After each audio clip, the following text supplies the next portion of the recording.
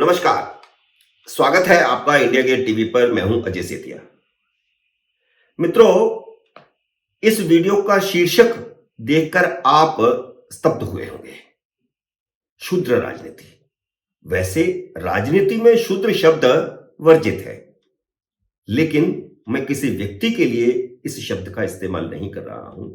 राजनीति शूद्र इसका इस्तेमाल कर रहा हूं। भारत के लिए यह गर्व की बात है कि उसे G20 देशों के समूह की अध्यक्षता करने का मौका मिला है, लेकिन इसके साथ कोई राजनीति करे तो उसे शूद्र राजनीति ही कहा जाएगा। मैं पहले विस्तार से आपको G20 के बारे में और उसके महत्व के बारे में बता देता हूं, और फिर मैं उन दो मुख्यमंत्रियों के बारे में बताऊंगा और बाकी कुछ राजनीतिक नेताओं के बारे में भी बताऊंगा जो इस मौके पर भी शूद्र राजनीति कर रहे हैं। G20 दुनिया के प्रमुख विकसित और विकासशील देशों का अंतर सरकारी मंच है।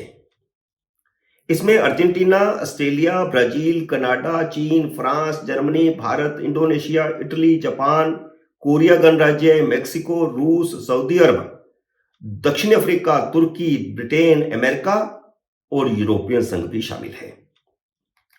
एक साल की भारत की अध्यक्षता के दौरान देश भर में जगह जगह अलग अलग विषयों पर 55 बैठकें होंगी, जिनमें G20 देशों के प्रतिनिधि हिस्सा लेंगे।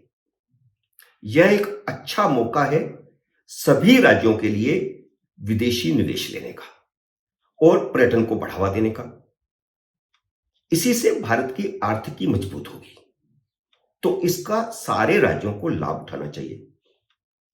प्रधानमंत्री नरेंद्र मोदी ने एक बैठक कश्मीर में भी रखवाई है। दुनिया भर के देशों के प्रतिनिधि जब कश्मीर में जुटेंगे तो कश्मीर को लेकर अंतरराष्ट्रीय मंच पर भारत की स्थिति मजबूत होगी और पाकिस्तान अलग थलग हो जाएगा। तो आप देखिए, प्रधानमंत्री नरेंद्र मोदी का लक्ष्य क्या है। एक, भारत को कूटनीतिक तौर पर दुनिया में मजबूत करना। दूसरा, सभी राज्यों को विदेशी निवेश का अवसर देना और दुनिया के देशों को भारत की असली तस्वीर दिखाकर पर्यटन को मजबूत करना और विकसित होते भारत की तस्वीर दिखाना।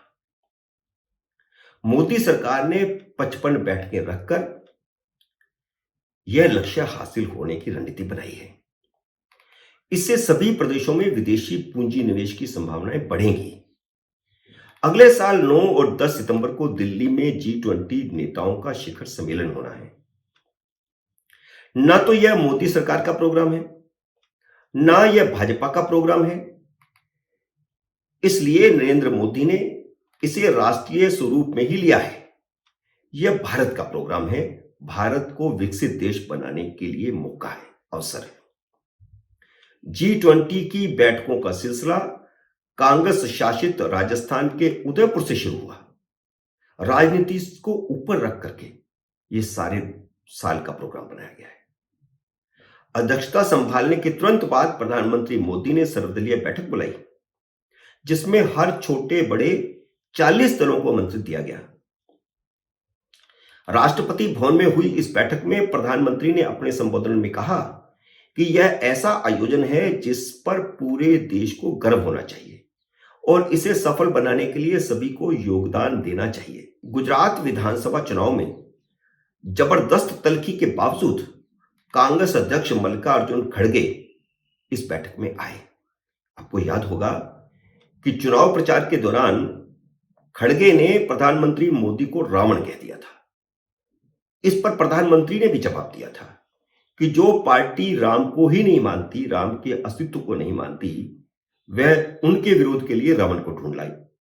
और इसी तरह की तल्खी आम आदमी पार्टी के अध्यक्ष अरविंद केजरीवाल के साथ भी कई मौकों पर हुई। लेकिन मल्लिकार्जुन खड़गे और अरविंद केजरीवाल दोनों ही बुलाई गई इस बैठक में पहुंचकर भारतीय लोकतंत्र की परिपक्वता का परिचय देने से पीछे नहीं हटे। कांग्रेस के अध्यक्ष मल्लिकार्जुन खड़गे, तृणमूल कांग्रेस की अध्यक्ष ममता बनर्जी, बीजू जनता दल के अध्यक्ष नवीन पटनायक, शिवसेना के अध्यक्ष एकनाथ शिंदे, जो महाराष्ट्र के मुख्यमंत्री भी हैं, आम आदमी पार्टी के अध्यक्ष और दिल्ली के मुख्यमंत्री अरविंद केजरीवाल, वाईएसआर कांग्रेस के अध्यक्ष जगनमोहन रेड्डी, जो आंध्र प्रदेश के मुख्यमंत्री भी हैं, मार्क्सवादी कम्युनिस्ट पार्टी के महासचिव सीताराम येचुरी, डीएमके के महासचिव और तमिलनाडु के मुख्यमंत्री MK Stalin, Janata Dal secular के अध्यक्ष और पूर्व प्रधानमंत्री एचडी देवेगौड़ा, तेलुगु देशम पार्टी के अध्यक्ष एन चंद्रबाबू नायडू और भारतीय कम्युनिस्ट पार्टी के महासचिव डी राजा ने भी बैठक में हिस्सा लिया और एकजुटता दिखाने का वादा भी किया। यह एक ऐसा अवसर है जिसमें पूरा साल पूरे देश को राजनीतिक परिपक्वता दिखानी है, दलगत राजनीति से ऊपर उठकर। और इन सभी नेताओं ने नरेंद्र मोदी के साथ इस अवसर पर व्यक्तिगत मुलाकातें की और उन्हें बधाई दी, क्योंकि G20 की अध्यक्षता भारत के लिए गौरव का विषय है और एक अवसर भी है।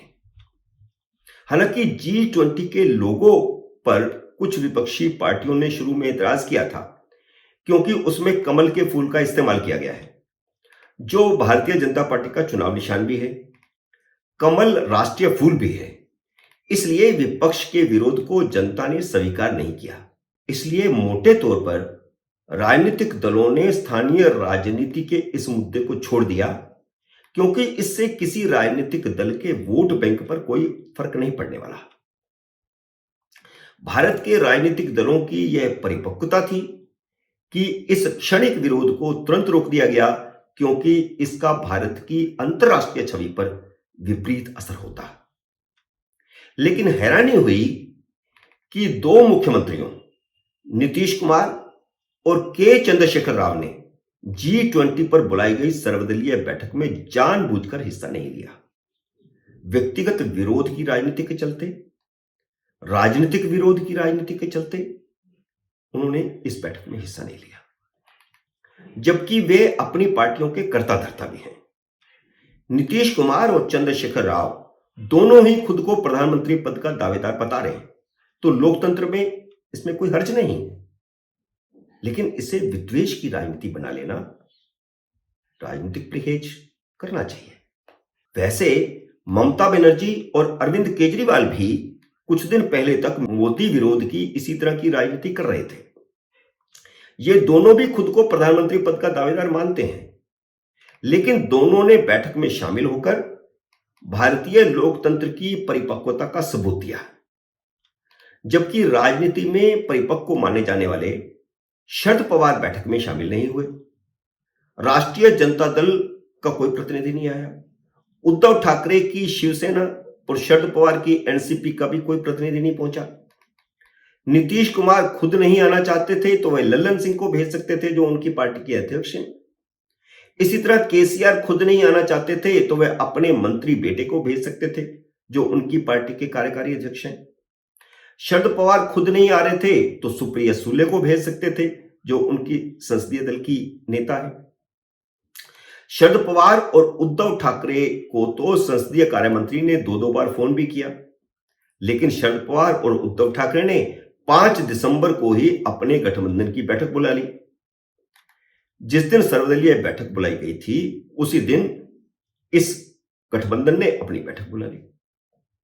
मित्रों, आपके सामने मैंने तस्वीर साफ कर दी है कि ऐसे मौके पर जब दुनिया भर में भारत की एकता का सबूत दिया जाना चाहिए था, दो मुख्यमंत्रियों ने और कुछ क्षेत्रीय दलों के नेताओं ने शुद्ध राजनीति का परिचय दिया है। उम्मीद है मेरा ये वीडियो आपको पसंद आया होगा। इसे लाइक करिए, शेयर कीजिए, और अगर आपने मेरे YouTube चैनल को अभी तक सब्सक्राइब नहीं किया तो कृपया सब्सक्राइब कीजिए और घंटी का बटन भी दबाइए, ताकि जैसे ही मेरा नया वीडियो आए आपको सूचना आए। मेरे नए वीडियो का करिए इंतजार। तब तक नमस्कार।